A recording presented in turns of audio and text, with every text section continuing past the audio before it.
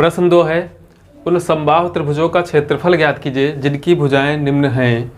और 2 खंड दिए हैं, एक में लिखा है 10 सेंटीमीटर और दूसरा दिया है 16 मीटर।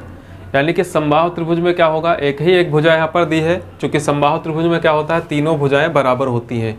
इसका मतलब इस त्रिभुज की तीनों भुजाएं 10-10 सेंटीमीटर हैं और इस त्रिभुज की तीनों भुजाएं 16-16 मीटर हैं। तो समबाहु त्रिभुज के क्षेत्रफल का जो फार्मूला होता है, समबाहु त्रिभुज का क्षेत्रफल, समबाहु त्रिभुज का क्षेत्रफल होता है √3/4 और गुणा में होता है भुजा का स्क्वायर। यह सीधा फार्मूला होता है। जब आपको भुजा दी हुई हो तो √3/4 भुजा स्क्वायर के फार्मूले से समबाहु त्रिभुज का क्षेत्रफल ज्ञात कर सकते हैं। अन्यथा अगर हीरोन का फार्मूला लगाना है तो सबसे पहले यहाँ पर जो भुजा 10 दी है तो यहाँ पर A, B और C तीनों का मान क्या होगा, 10-10 होगा। तो 10 और 10 जोड़ लेंगे 30 होगा, 30 को 2 से भाग करेंगे 15 होगा। अब 15 S का मान आ गया तो 15 लिखेंगे, फिर 15 - 10 लिखेंगे, 15 - 10 लिखेंगे और 15 - 10 लिखेंगे, क्योंकि तीनों भुजाएं यहाँ पर बराबर हैं। इसके बाद वर्गमूल निकाल लेंगे और आंसर आ जाएगा। हम आपको समबाहु त्रिभुज का क्षेत्रफल जो है √3/4 भुजा स्क्वायर के फार्मूले से बताएंगे। तो यहाँ पर √3/4 गुणे भुजा कितनी है 10, तो 10 का क्या करना है स्क्वायर। तो √3/4 10 का वर्ग आपका हो जाएगा 100 और 100 को जब 4 से भाग करेंगे तो ये 25 बार में जो है डिवाइड हो जाएगा। उत्तर आ जाएगा 25 √3 और सेंटीमीटर माप है तो सेंटीमीटर स्क्वायर इसका क्षेत्रफल हो जाएगा। इसी प्रकार दूसरा खंड देखते हैं इसका, जो कि माप आपको दी है 16 मीटर। तो त्रिभुज का जो क्षेत्रफल होगा वो होगा √3/4 गुणे भुजा स्क्वायर है तो भुजा मतलब 16 का स्क्वायर, और 16 के स्क्वायर को 2 बार गुणा 16 करके भी लिख सकते हैं। इस 4 से इसको काट देंगे तो 4 एकम और 4 चक्कू 16, 16 और 4 की गुणा होगी कितना आ जाएगा 64 और साथ में है √3 तो 64 √3 मीटर है तो मीटर स्क्वायर। इस प्रकार भी समबाहु त्रिभुज के क्षेत्रफल का जो क्षेत्रफल है उसको निकाल सकते हैं। प्रश्न 3 है, एक यातायात बोर्ड लगा हुआ है जो कि त्रिभुजाकार है। और त्रिभुज कैसा है, एक समबाहु त्रिभुज है और जिसकी प्रत्येक भुजा क्या है, A सेंटीमीटर है। अब यहाँ पर A सेंटीमीटर भुजा का एक समबाहु त्रिभुज के आकार का यातायात साइन बोर्ड है, जिस पे क्या लिखा हुआ है, आगे स्कूल है। देखा होगा कि सड़क के किनारे लगे रहते हैं साइन बोर्ड, जिस पे जो है निर्देश दिए रहते हैं।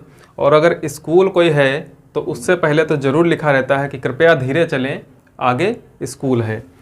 तो इस प्रकार का एक बोर्ड लगा हुआ है और जिसकी भुजा क्या है, A सेंटीमीटर है। चूँकि समबाहु त्रिभुज है इसलिए तीनों भुजाएं इसकी क्या होंगी, बराबर होंगी।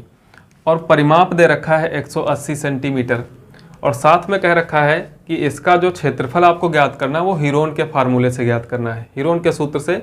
अन्यथा भी समबाहु त्रिभुज का जो क्षेत्रफल का फार्मूला होता है √3/4 भुजा स्क्वायर, उससे भी निकाल सकते हैं। लेकिन प्रश्न में लिख रखा है कि इसको हीरोन के फार्मूले से लगाना है, तो इसलिए क्या करना है, हीरोन का फार्मूला लगाना है। तो परिमाप दिया हुआ है आपको 180 सेंटीमीटर और हीरोन के फार्मूले के लिए आपको क्या चाहिए, परिमाप नहीं चाहिए, आपको अर्ध परिमाप चाहिए। तो अर्ध परिमाप निकालने के लिए जो परिमाप आपको दिया हुआ है उसको क्या कर लेंगे, आधा कर लेंगे, अर्ध परिमाप निकल आएगा। लेकिन जब यहाँ पर S B C करेंगे, यानी कि तीनों भुजाओं को अर्ध परिमाप से घटाएंगे, तो उसके लिए आपको तीनों भुजाएं चाहिए। और यहाँ पर आपको इस भुजा का मान क्या पता है, A पता है। तो सबसे पहले हम A का मान ज्ञात करते हैं। देखिए, अगर किसी भी त्रिभुज का परिमाप आपको निकालना है तो तीनों भुजाओं को क्या करना होगा, ऐड करना होगा। और यहाँ पर तीनों भुजाएं क्या हैं, A ही माप की दी हैं। तो सबसे पहले हम लिख लेते हैं कि जो इस त्रिभुज की भुजा है, जैसे मान लीजिए AB है, BC है और CA है, तो AB + BC + CA वो कितनी दी है, परिमाप है, यानी कि 180 सेंटीमीटर आपको दिया हुआ है।